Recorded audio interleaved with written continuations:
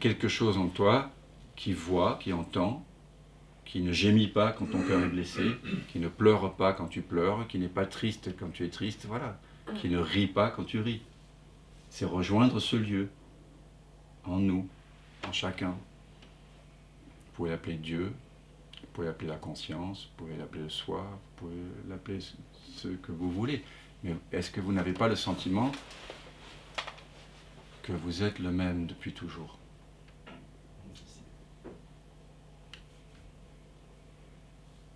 C'est juste ça.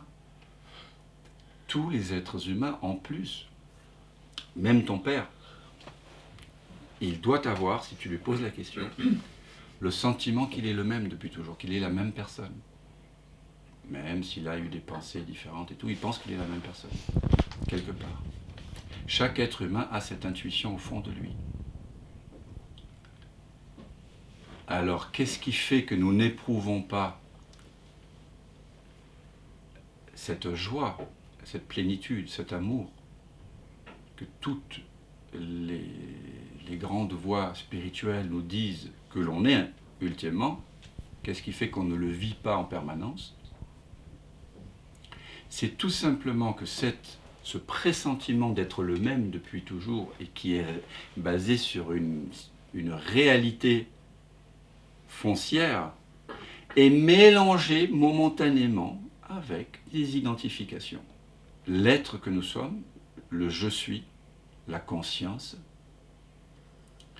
momentanément semble mélanger avec ce qu'il n'est pas.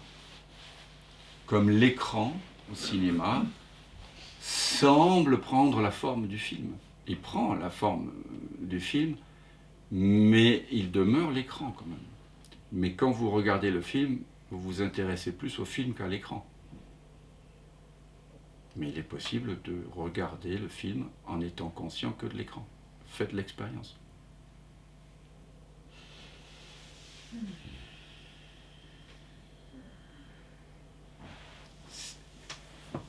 Alors, comment on fait pour s'établir dans cette vérité que nous sommes vraiment, cette conscience qu'on pourrait tenter de définir? La conscience, c'est ce en quoi tout apparaît et disparaît. Pour que quelque chose apparaisse, un monde, un corps, un mental, une couleur, une forme, une sensation, il faut qu'il y ait quelque chose qui en soit conscient. Il faut que ça apparaisse dans quelque chose, non? Le film, il faut qu'il apparaisse sur l'écran. Il faut qu'il y ait un support, quelque chose qui en soit conscient. Donc je suggère que la conscience, c'est ce en quoi tout apparaît et disparaît. C'est cela par quoi toute apparition-disparition est connue. Et c'est ce dont toute perception est faite. Ultimement.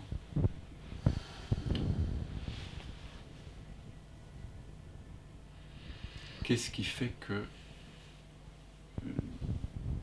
nous n'éprouvons pas en permanence la joie qui est inhérente à cette reconnaissance? C'est que nous avons mélangé cette conscience avec ce qu'elle n'est pas. Par exemple, les pensées.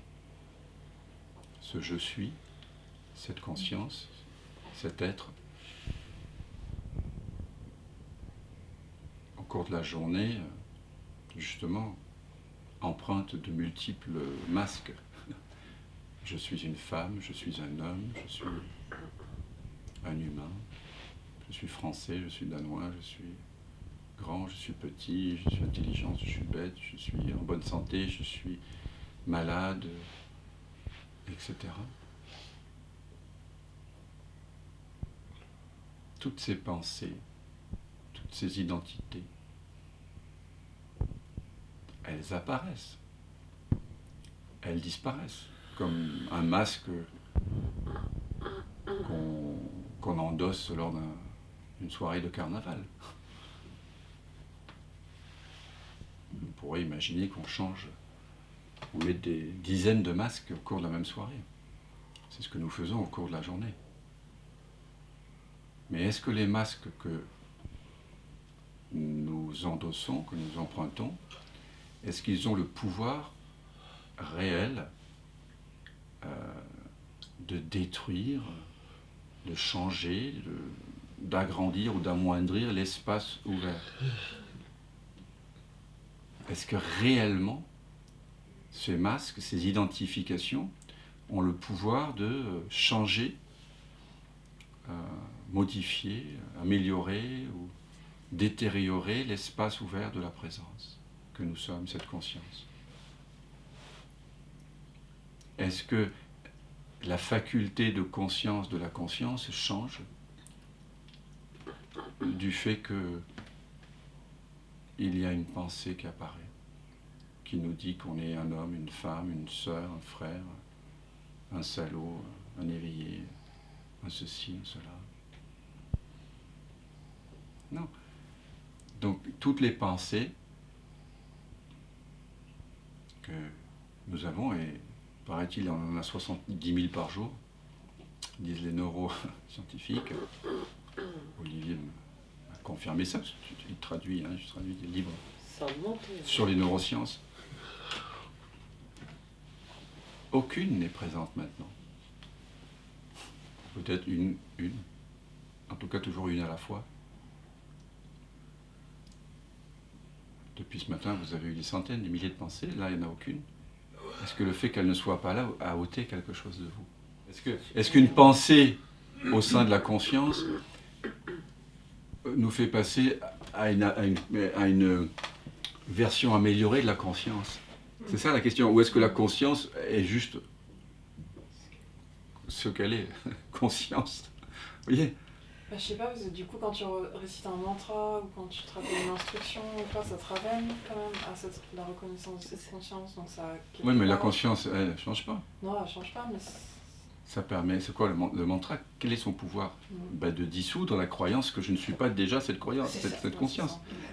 Tous les mantras, toutes les pratiques qu'on peut faire, c'est juste pour dissoudre le mental ou les fausses croyances. Mais la conscience, elle se révèle d'elle-même comme immuable, être. Ce qui est ne change, ne cesse jamais d'être. Le mental s'emberlificote et se désemberlificote tout seul. La conscience, elle demeure toujours là. Mais à un moment donné, le mental qui cherche la paix, par une sorte d'erreur, d'ignorance, d'où elle vient, nous dit qu'elle est dehors. Ô beauté, je t'ai tant cherché au dehors, alors que tu m'attendais au dedans. Saint Augustin. Donc à un moment donné, même le mental, il arrête, il est épuisé. Il se détend, il accepte, et donc il plonge dans le silence, dans la source silencieuse. Et la source, c'est toujours la même. Le mantra, peut-être, peut induire cet abandon. Ou la compréhension de la nature même du mental. Ce que j'essaie de vous inviter à prendre conscience de la nature, là, en ce moment, de ce qu'est le mental. C'est des façons différentes de dissoudre ce qui semble empêcher la réalisation. Et quand on réalise que ça avait toujours été là. Mais c'est juste le rêve qui cesse en fait. Enfin, on cesse de s'identifier, en tout cas au rêve.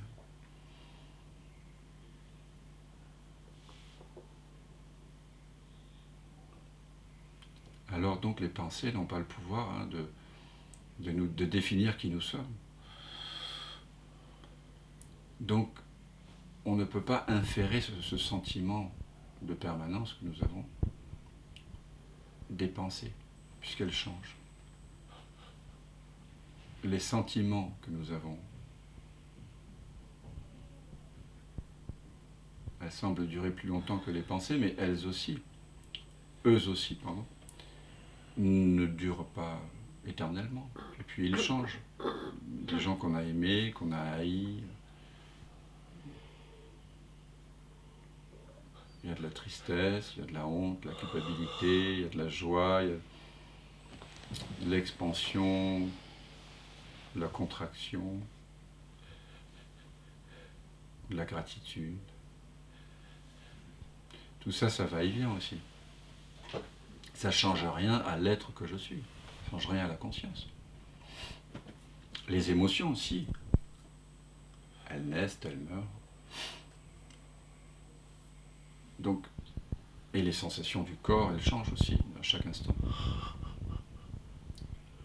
Donc je ne peux pas inférer non plus des sensations, des sentiments, des émotions, ce pressentiment d'être toujours le même. Donc le sentiment d'être toujours le même ne peut pas venir ni du mental, ni des images mentales, de la mémoire, des pensées, ni des sensations corporelles. On est d'accord.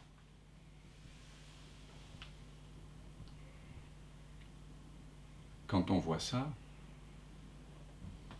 quelque chose se dégage en arrière-plan.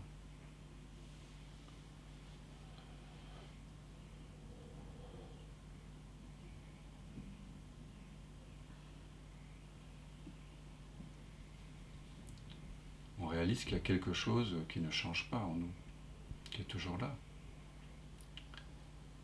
et qui n'est pas enfermé dans un sac de peau à forme humaine. Il n'est pas enfermé dans un corps, dans un esprit, dans quelque chose qui, au contraire, est conscient du sac de peau à forme humaine, qui est conscient des pensées, qui est conscient des émotions. Là, à nouveau, la conscience se réalise, tout simplement.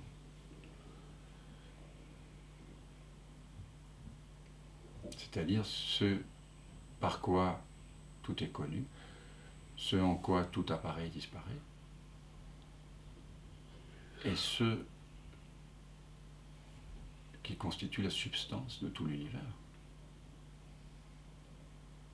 Et vous êtes cela. Parce que vous êtes conscient. Non? Vous êtes conscient. Et cette conscience, on vient de le voir, ne dépend pas des pensées, donc du mental, ni du corps.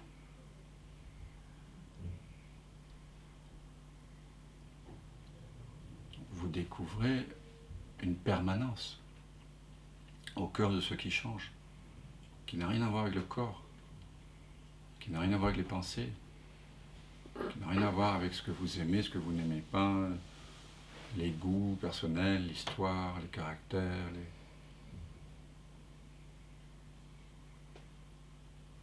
En découvrant cela, vous cessez d'avoir peur de mourir, parce que vous êtes des éternels.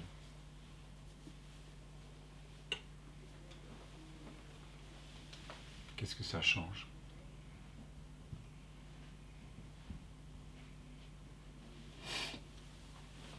Ça fait qu'un certain nombre de pensées ne viennent plus, ne sont plus nécessaires. Avant, l'activité de pensée et vos actions et vos comportements étaient là pour alléger la peur de la mort. Toutes ces pensées et toutes ces actions et tous ces gestes, ces ressentis, n'ont plus lieu d'être. Elles étaient là pour renforcer une croyance qui n'est pas vraie, que je suis mortel. Avant, je pensais être quelqu'un de séparé, un corps, une forme, une âme, une conscience séparée. Et donc, je suis séparé du monde, des autres, et donc je dépends du bon vouloir des autres pour être bien, du regard des autres. Donc il y a tout un ensemble de stratégies qui se mettent en place pour obtenir de la part des autres des particules d'attention. Puisque je découvre que je suis la conscience et que je suis cette plénitude, tous ces comportements induits par ma fausse croyance précédente se dissolvent d'eux-mêmes, peu à peu. Ça change la donne. Ça change vraiment la donne. Vous vous allégez.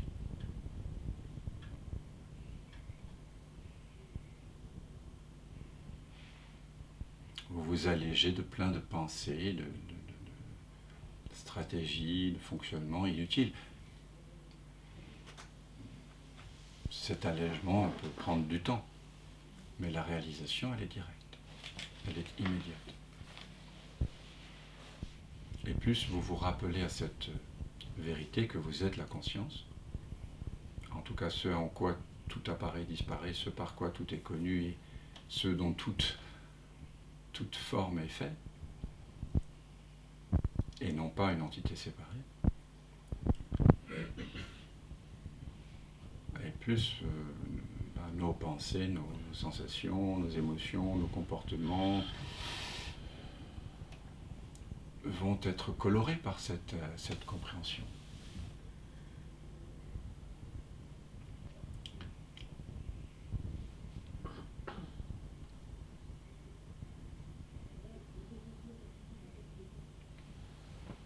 Quand cette connaissance est là, il n'y a pas de peur, il n'y a pas de souffrance.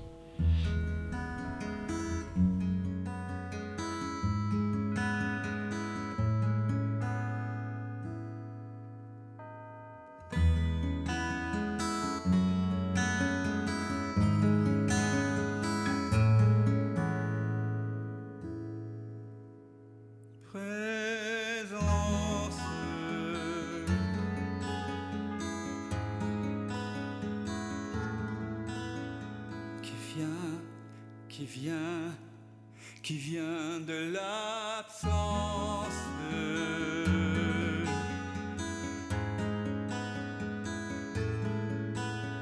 qui se rêve présent, et donne naissance à ce grand rêve qu'est l'univers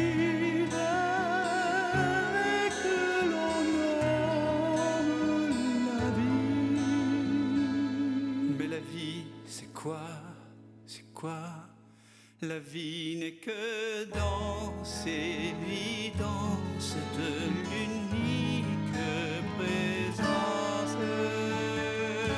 Et tout prend naissance en toi qui jamais ne commence.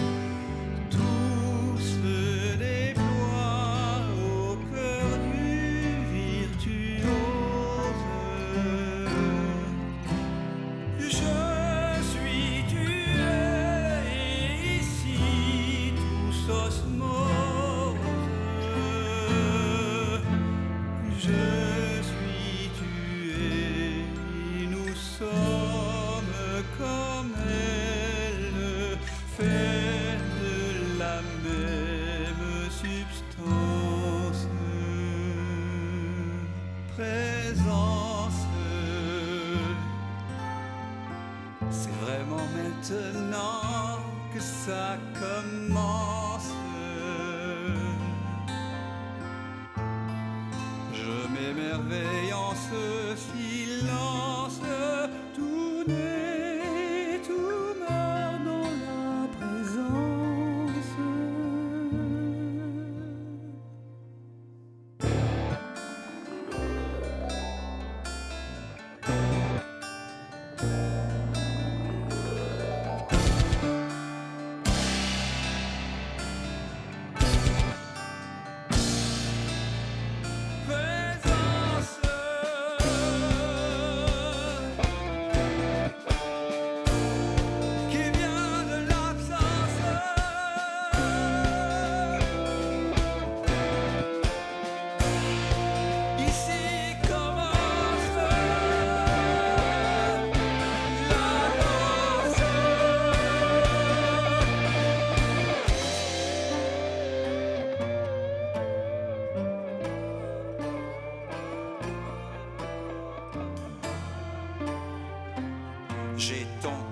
à ta porte pour te connaître, vérité.